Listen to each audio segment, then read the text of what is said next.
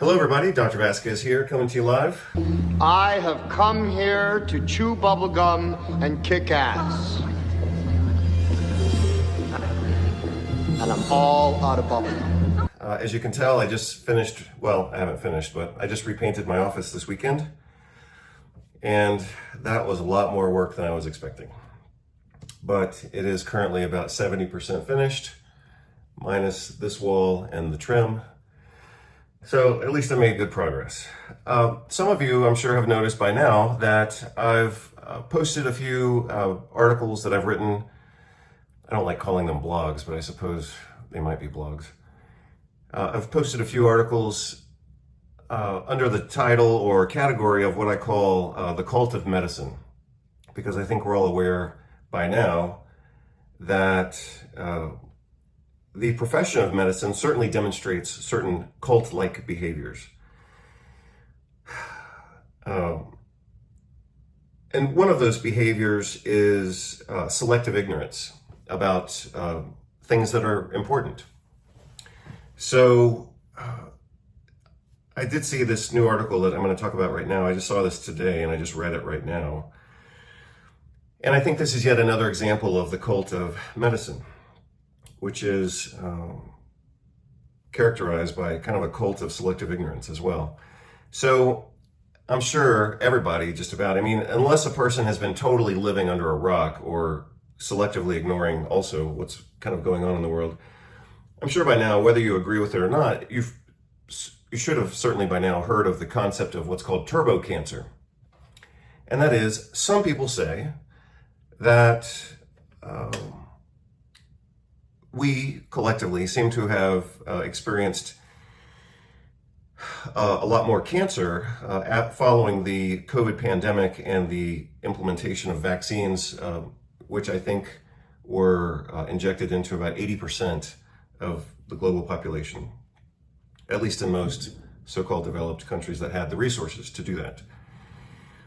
So this article that I'm looking at right now, and I'll post this on the website when I post this video, this was just published in a journal called Biomarker Research 2025 out of Korea. And what they looked at here, as you can tell from the title, is 1 year risk of cancer associated with COVID-19 vaccination. And let me tell you what they found. They found a hell of a lot of cancer in people who had received the COVID vaccine compared to people who had not received the COVID vaccine. And they looked at different types of vaccines. And this is an important study, and the results are quite impressive. So, as you would expect, this is a population-based cohort study. What that means is they just looked at two huge groups in the population. This wasn't double-blind, randomized, placebo-controlled, and all that kind of stuff, because we're talking about too many people, and things happened too fast, for good or for bad. But this is looking at reality. You know, this isn't a lot of people think, and a lot of doctors are trained to think, that double-blind, randomized, placebo-controlled studies are the only way to look at things.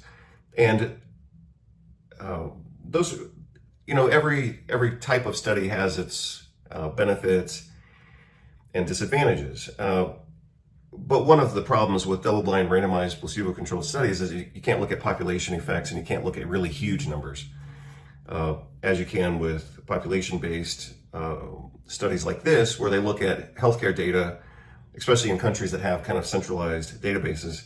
They can look at millions of people. And in this study, they looked at 8 million people.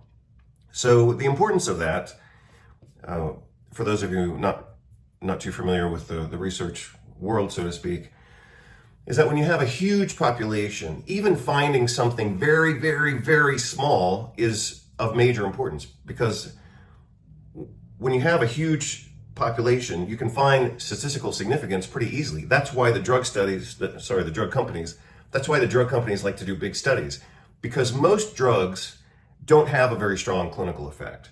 And so they actually have to do big studies to find a little bitty effect, right? So let me say that in a slightly different way. The drug companies use big studies to find little advantages so that they can say, our drug is effective in the treatment of X, and this reached statistical significance at the 0.05 level. That's pretty much the standard. It's called the p-value. And obviously some people have talked against it, but anyway, that's the standard.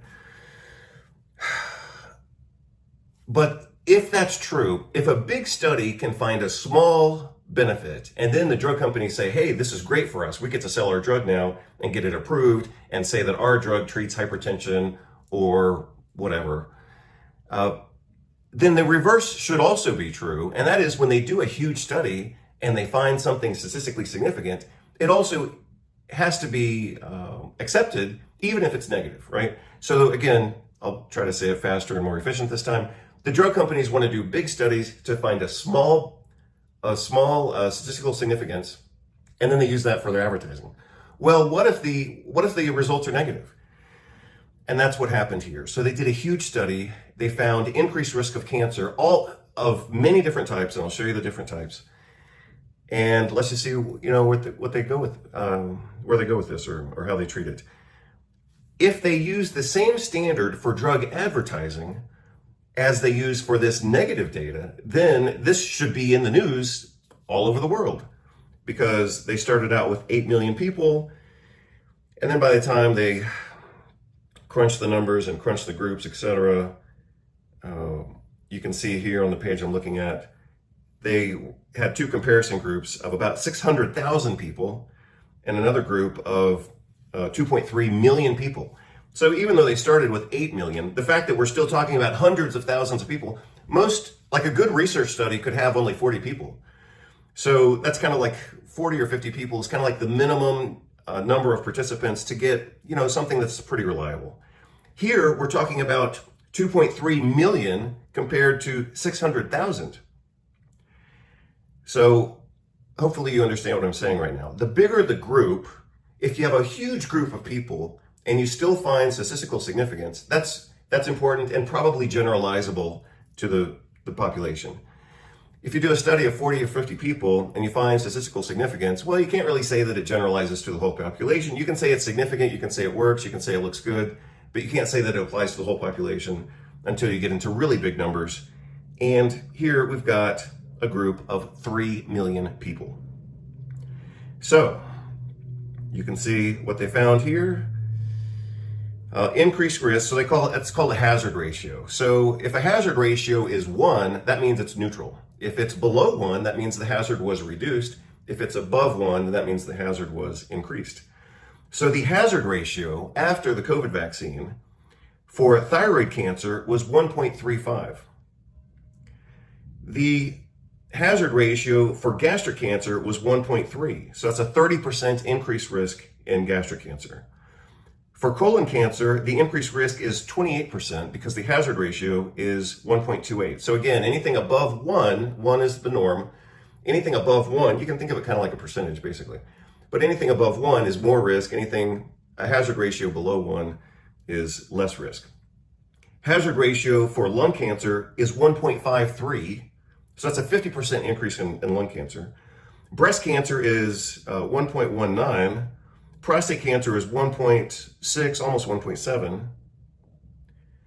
And they found that these cancers were significantly increased at 1 year after vaccination. And then they talk about some more details.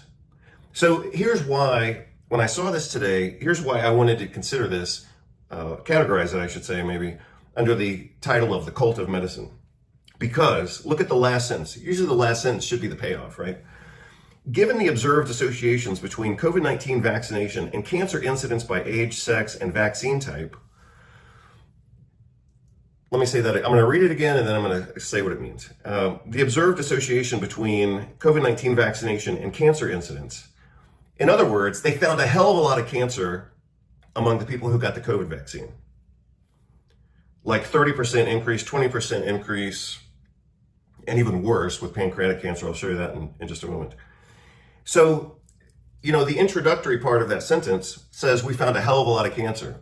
The second part of that sentence should say, holy crap, we need to stop these vaccines and figure out what's going on here. But they didn't do this. They didn't say that, and that's why I'm including this in the cult of medicine. Here's what they say. They say further research is needed to determine whether specific vaccination strategies may be optimal for a population in need of COVID vaccination. So that's pure bullshit. So, as some of you know, I've been reading research now for a solid, let me say that slightly differently. I've been reading research aggressively for a solid 30 years. And so I've seen, of course, my share of bullshit in the research. And this is classic bullshit. Now, when I say it's bullshit, because it is bullshit, I'm not necessarily even blaming the authors for that bullshit. They may have written this in this way, even though so if the finding is a lot of cancer with the vaccine, the conclusion should be, holy crap, we've got to stop this. They may not have said that intentionally so that they could get this published. Because if they had said that, then they'd get labeled as anti-vax. They wouldn't get published and they could lose their jobs, right? So they had to say, wow, we found a lot of cancer. Maybe we need to look at optimizing vaccine strategies for people who need the vaccine. It's total bullshit, but that's what they did here. The other possibility is that the editors made them change their own words. So they could have said, we found a lot of cancer, holy crap, we have to stop this. And the editors might have said, you have to change the language here.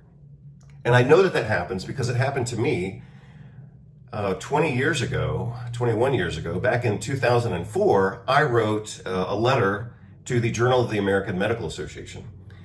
And I remember very clearly, I wrote the thing and I wrote it, and then I had some other co-authors with me, but I was the main author.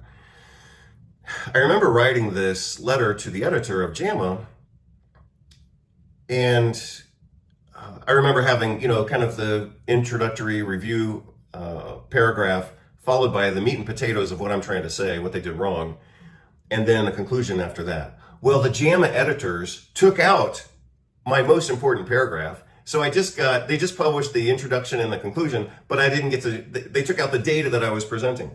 They did that so that the authors of the original paper that was totally flawed could then insert their own perspectives and their own data, and they tried to cover their butts, basically. They said, oh yeah, well, we did this. And the other thing I learned from that experience is that's why, in my opinion, medical journals have gone to putting supplementary materials online, because they can change that material. So in the old days, obviously things were paper. We would get a paper journal and a paper article, and you would read it, and I would photocopy it, and that was it. But now the journals, even if they have digital access, and even if they're big journals, they publish supplementary materials online. Why do they do that? I think it's because they want to change the data when it's convenient to them. So I obviously had read the article that I had commented on, and their data was completely bogus. But then when the JAMA editors took out what I wanted to say, the authors replied saying that I was wrong because, in the supplementary materials available online, which means it wasn't in the article, we did X, Y, and Z. So anyway, like I was saying, this is bullshit. And you have to trust yourself when you're reading bullshit to say, this is bullshit. They found a hell of a lot of cancer, and then they concluded further research, and notice the language here, it's very positivistic. Further research, so that's kind of positive, that, hey, we need to do more work here. Further research is needed to determine whether specific vaccination strategies, because we're so precise with our vaccination strategies. I mean, shit, they were giving them out at gas stations, and now they're going to call it a vaccination strategy. Further research, because we're so scientific, is needed to determine, this is the cult of medicine. Further research is needed to determine whether specific vaccination strategies may be optimal for populations in need of COVID vaccinations. You see how, that's that's four slants in one phrase of one sentence. Further research is needed. No, further research is not needed. Action is needed. See, they always want, whenever they don't want to take action, they always call for more research. Further research is needed to determine whether specific vaccination strategies may be optimal for those in need of COVID vaccinations. No one needs a COVID vaccination, but that's the bullshit. So I'm good at reading bullshit now because I've had a lot of experience looking at research. I've written a lot of articles. I've published tons of stuff. And I've worked with bullshitters, and I've lived with bullshitters. So I'm kind of a bullshit expert, and this is bullshit. So anyway, let's go look at the data. I'll post this article when I post the video and you can take a look at it. Again, so let's see what they say here. Our data showed associations between COVID vaccination and increased risk of 6 cancers, namely thyroid, 35% increase, gastric, 34% increase, colon cancer, 28% increase. Remember, we're talking about a group of 3 million people here. Lung cancer, 1.5 is the hazard ratio. That's a 53% increase in lung cancer. Breast cancer, 20% increase. Prostate cancer, 1.69, call it 1.7. That's a 70% increase in prostate cancer. So if you look at some of their tables, let's look at this one that I just expanded here. This is what's called a forest plot. And I guess they call it that because it's supposed to look like a tree or something. If all things were equal, you would have your hazard ratio in the middle, and then you would have pluses and minuses on either side. Maybe somebody thought it looked like a tree, or maybe it was named after somebody named Forrest. I don't know. But this is a forest plot. And as you can see, the hazard ratio leans strongly to the positive side. So they found a hell of a lot of cancer in this cohort of 3 million people. If we look at this graph, look at this. Overall cancer in the vaccinated and the unvaccinated. This is the, incidence. Overall cancer in the vaccinated is here, this yellow line, much higher. Overall cancer is much higher than, let me see if I can change colors real quick, than in the healthier group or the unvaccinated group here. So this green is your unvaccinated, and the yellow here, which should probably be red, is your vaccinated group. These are the people who got the vaccine. This is a huge difference in cancer prevalence in these two groups.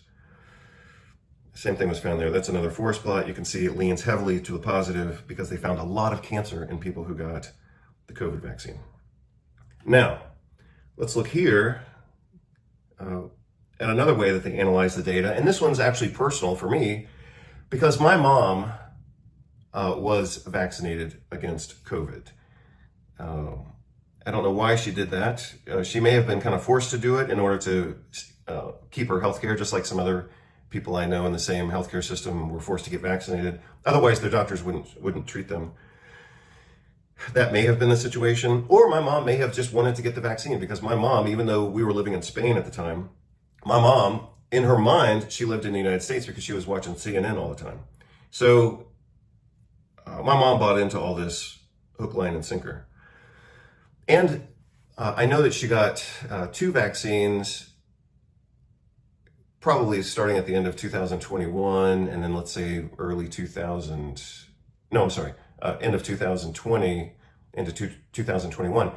And my mom got breast cancer in early 2021. And then she got another vaccine. I know that she had a total of 3 because I've seen her records. And then she got pancreatic cancer. So that's what happened. My mom didn't have cancer. She got 2 and then a 3rd COVID vaccine, and she developed 2 different types of cancer in the same year. That's very unusual.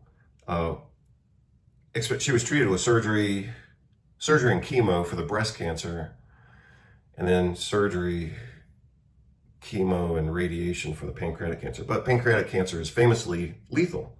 And as you can see here, the hazard ratio for pancreatic cancer, in honor of my mother, is 2.25 hazard ratio. So that is 225% increased risk for pancreatic cancer for people who got the COVID vaccine. With the specifically associated with the booster. And my mom had at least 2 boosters because she had 3 vaccines. So this is a perfect article for including in my category of the cult of medicine, because whether they did it intentionally, the authors of this is a good article. The authors of this article knew what the hell they found, and they know what they're talking about. I suspect, like I said before, they either wrote the conclusion sentence to throw off the editors so they wouldn't be perceived as being anti-vax. Or maybe they called it out for what it is, and the editors of the journal said, no, if you want to publish this, you've got to change the language here. I know that it happens because that happened to me when I published in JAMA, Journal of the American Medical Association, back in 2004. It was just a little letter, but like I said, the important part of what I wanted to say was removed by the editors so they could let this garbage research stand strong. So let's see. Let's just look at this one more time. Look at what they say here. Let's look at the last sentence. Remember now, they found a more than doubling of pancreatic cancer. They found in the others, it was typically 20 to 30% increases in other types of cancer across the board. That's a lot of cancer. We're not just talking about one type of cancer. This is ultimately going to affect hundreds of thousands and probably millions of people, because look at the numbers. It's not like they could have done this research and they could have found only breast cancer is increased, or only pancreatic cancer is increased, or only whatever. They didn't find that. This is a generalizable finding based on the amount of data and the different types of cancer that they found. This is basically saying that the COVID vaccine increases your risk for cancer. I mean, these are huge risks. This is more risk than using like smokeless tobacco and the incidence of head and neck cancer. I was just looking at that research recently. So, I mean, this is massive. If your doctor tells you don't smoke tobacco or don't use snuff or don't chew tobacco because it increases your risk for cancer, that should also apply to this, because the risk is at least as much. I mean, we're in the same ballpark here. So again, look at gastric, 30% or 33%, 28%, 35%, 20%, 1.6 hazard ratio is a 60% increase in prostate cancer. I mean, this is massive, massive, massive. When you talk about this many different types of cancer being increased by typically 20 to 30% here, except for prostate cancer, which is more, and pancreatic cancer, which was more than double, this is absolutely massive. And like I said before, the drug companies typically want to do big studies because they can find a little bit of a difference and then say, it may not have been clinically significant, but they can claim that it was statistically significant. Well, guess what? This is absolutely gigantic. So let's see what they decide to do with this. Maybe it'll get pulled. That's why I downloaded the article as soon as I could. Or maybe typically what happens is the drug companies will hire someone. I mean, I've got tens of thousands of faculty members. Typically, the drug companies will attack an article like this and say, well, the methods weren't right, or your statistics weren't right, your math was wrong, X, Y, or whatever. I mean, they're gonna attack the hell out of this. But again, like I said, when you see this is a big trend in a big group. Usually we see small trends in big groups, and then everybody says, oh, well, we have a blockbuster drug. This is a big trend in a big group. Just like I remember, I was thinking about some other studies today, but I'll just mention one more. I remember back in like 1996, I believe, about 28 years ago, or 29 years ago, I remember seeing a big study. It was on chiropractic. I'll look at this again, and I'll post a video on this because I want to talk about it. But again, this was like 29 years ago. And I think it was published in Archives of Internal Medicine, actually, or Annals of Internal Medicine. They're similar, obviously, internal medicine journals. But it was a study on chiropractic and the possible benefits of chiropractic in a large population. I remember the study had more than 1 million people, and they showed significant benefit of chiropractic. And then the editorial said, well, we don't know if this data is reliable because we don't know about the demographics of the people who were included here. Well, that's another example of bullshit, right? So demographics doesn't really matter that much when you're talking about 1 million people. And second of all, they did have the demographic information because this was an insurance cohort, so they could have crunched those numbers really fast.